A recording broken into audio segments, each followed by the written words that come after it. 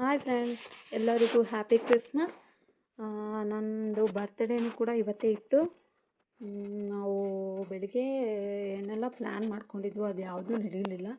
ದೇವಸ್ಥಾನಕ್ಕೆ ಹೋಗಿ ಚರ್ಚಿಗೆ ಹೋಗೋಣ ಅಂದ್ಕೊಂಡಿದ್ವಿ, ಬಟ್ ಯಾವುದೂ ಆಗಿಲ್ಲ. ನನಗೆ ನೆನ್ನೆನೇ ಈವ್ನಿಂಗೆ ಗಿಫ್ಟೆಲ್ಲ ತಂದಿದ್ದರು.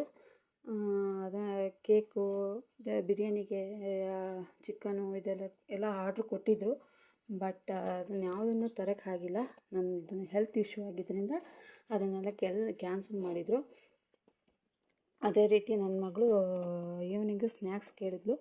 ಅವಳಿಗೆ ಫ್ರೆಂಚ್ ಫ್ರೈಸ್ ಬೇಕು ಅಂತ ಹೇಳಿದ್ಲು. ಅವಳಿಗೋಸ್ಕರ ಫ್ರೆಂಚ್ ಫ್ರೈ ಮಾಡ್ತಾಯಿದ್ದೀನಿ. ನಮ್ಮ ಮನೆಯವರು ಬಂದುಬಿಟ್ಟು ಗಿಡಗಳಿಗೆ ನೀರು ಹಾಕ್ತಾಯಿದ್ದಾರೆ. ನನ್ನ ಮಗಳು ತುಂಬ ಹಠ ಮಾಡ್ತಾಯಿದ್ದಾಳೆ. ಅವಳನ್ನು ಎತ್ಕೊಂಡೇ ನಾನು ವೀಡಿಯೋ ಮಾಡ್ತಾಯಿದ್ದೀನಿ. ಯಾರೆಲ್ಲ ನನ್ನ ಚಾನಲನ್ನು ನೋಡ್ತಾ ಇದ್ದೀರೋ ಎಲ್ಲರೂ ಸಬ್ಸ್ಕ್ರೈಬ್ ಮಾಡ್ಕೊಳ್ಳಿ, ಕಮೆಂಟ್ ಮಾಡಿ, ಲೈಕ್ ಮಾಡಿ, ಒಂದು ವೀಡಿಯೋಕ್ಕೆ ಲೈಕ್ ಮಾಡಿ. ಹಾಗೆಯೇ ಇವತ್ತು ಪಾರ್ಟಿ ಇಡೋಣ ಅಂದ್ಕೊಂಡಿದ್ವಿ, ಬಟ್ ಅದೂ ಆಗಿಲ್ಲ. ನಾನು ಸ್ನ್ಯಾಕ್ಸ್ನ ಮಕ್ಕಳಿಗೆ ಮನೆಯಲ್ಲೇ ಮಾಡಿಕೊಡ್ತೀನಿ. ನೀವು ಹೇಗೆ ಮನೆಯಲ್ಲೇ ಮಾಡ್ತೀರಾ ಇಲ್ಲ ಹೊರಗಡೆ ಔಟ್ಸೈಡಿಂದ ತಂದು ತಿಂತೀರಾ ಅನ್ನೋದನ್ನು ಕಮೆಂಟ್ ಮಾಡಿ.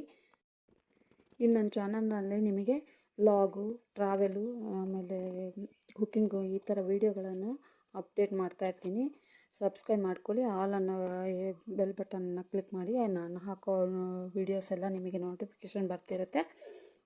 ಹಾಗೆಯೇ ತೋಟ ಕೆಲಸಕ್ಕೆ ಹೋಗೋದ್ರ ಬಗ್ಗೆನೂ ನಿಮಗೆ ಮಾಹಿತಿ ಸಿಗ್ತಾ ಇರುತ್ತೆ. ಹಾಗೆ ಎಸ್ಟೇಟ್ನಲ್ಲಿ ಯಾವ್ಯಾವ ಥರ ಕೆಲಸ ಮಾಡ್ತಾರೆ ಆ ವಿಡಿಯೋ ಕೂಡ ನಿಮಗೆ ಸಿಗುತ್ತೆ.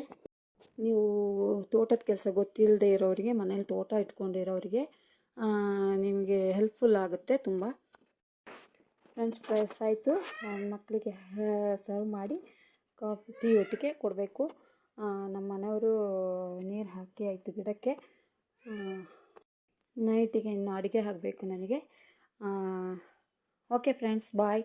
ನೆಕ್ಸ್ಟ್ ವಿಡಿಯೋದಲ್ಲಿ ಸಿಗೋಣ. ಬಾಯ್.